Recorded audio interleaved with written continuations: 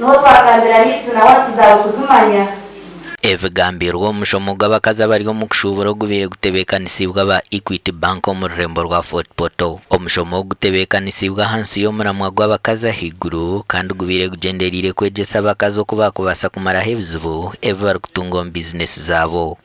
Kakuba oturya sente otakozere budget osuma obukiro bwingi sente ezi oziteeka omu kintu ekitakwija kukuyamba noija kuziteeka mu kintu ekizire ekyabwangu bwangu. Nk'abakazi turorege nitubanza okwecenchura tutakakozere enchwamu na muno muno enchwamu ekwatagana n'okuturukya sente.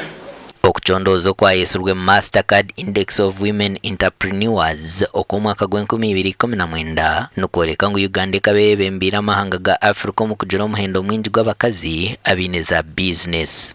So mwikimo kwa nomanya nosobola kutunda creative tokujagenda kusubula creative tokujagenda kusubula creative zinga hakoja kusubula itano otundemu yina zijundi, and that is a loss.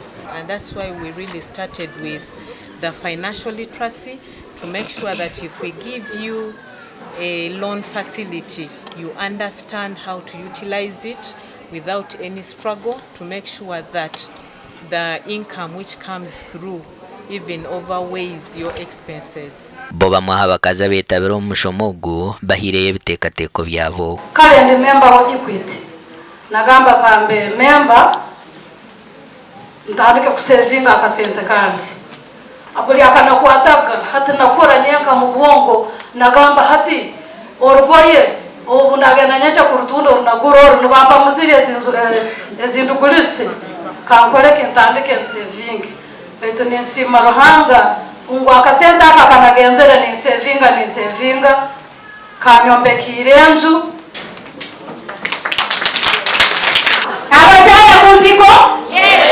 Amakuru aga gashakwa Jonan Tusingwire.